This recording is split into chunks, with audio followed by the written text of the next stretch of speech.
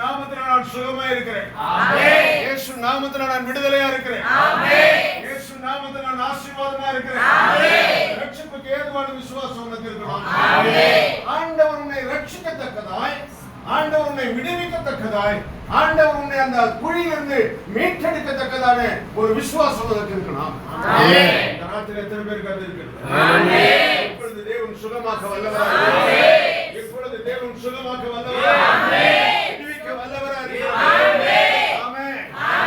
அவன் சரீரத்துல பலவீனமானவன் தான், ஆவியில பலவீனம் கிடையாது. ஆமென். அவன் ஆபிரகாமை போல இருந்தான். ஆமென். ஆபிரகாம் சரீரம் செத்தவனாய் இருந்தான், ஆனால் விசுவாசத்துல இளைஞனா இருந்தான். ஆமென். வயோதிகனா இருந்தான். ஆமென். விசுவாசத்துல இளைஞனா இருந்தான். ஆமென். இன்றைக்கு நீ ரட்சிப்புக்கு ஏதுவான விசுவாசம். ஆமென். நோயை அவர் சுமந்து தீர்த்தார்.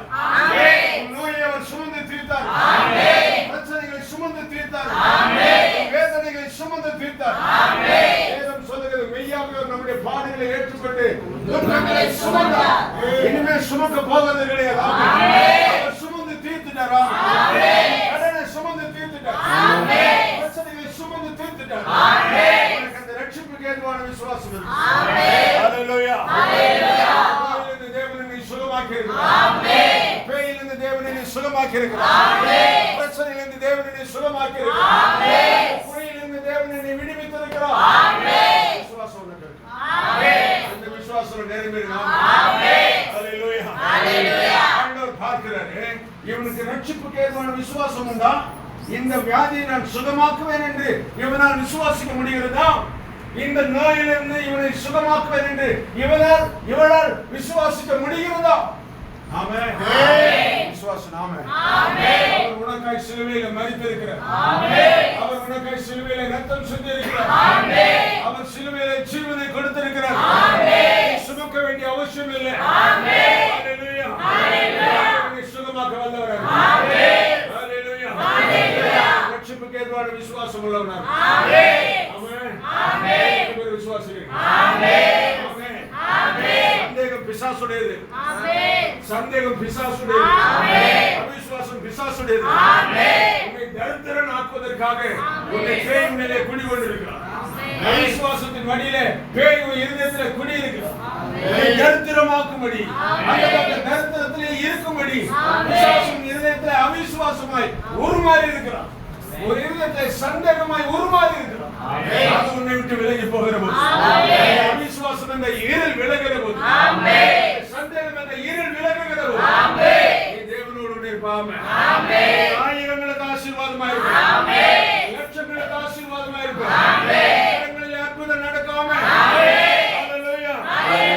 ரட்சிப்புக்கு ஏதுவான விசுவாசம் உண்டு என்று கண்டு என்ன சொன்ன பவுலே, நீ எழுந்து காலோடு நிமிர்ந்து உரத்த சத்தத்தோடு சொன்னான். ஆமென். அவன் எழுந்து நின்று குதிக்க ஆரம்பிச்சான். ஹல்லேலூயா. வார்த்தை கேட்கிற நீ விசுவாசம் உனக்குள்ள இருந்துச்சு வச்சுக்க, எழுந்து குதித்து ஓடு. ஆமென். ஆண்டவர் என்னை ஆசீர்வதிச்சார். ஆமென்.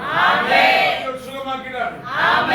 விடுதலையாக்கினார். ஆண்டவர் எனக்கு போதுமானவராக இருக்கிறார். எதிர்காலத்தை கர்த்தர் ஆசீர்வதித்தார். ஹல்லேலூயா. உங்களுக்கு இருக்குதான் யோசிச்சு பாருங்க.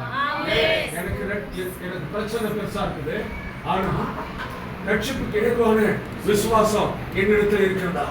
இந்த கடலிலிருந்து தேவன் என்னை தூக்கி எடுப்பார் என்ற விசுவாசம் எனக்கு இருக்கிறதா? இந்த போராட்டத்திலிருந்து தேவன் என்னை தூக்கி எடுப்பார் என்ற விசுவாசம் எனக்கு இருக்கிறதா? இந்த நோயை தேவன் சுமந்து தீர்த்து விட்டார் என்ற விசுவாசம் எனக்கு இருக்கிறதா? அதுவே ரட்சிப்புக்கு ஏதுவான விசுவாசம்.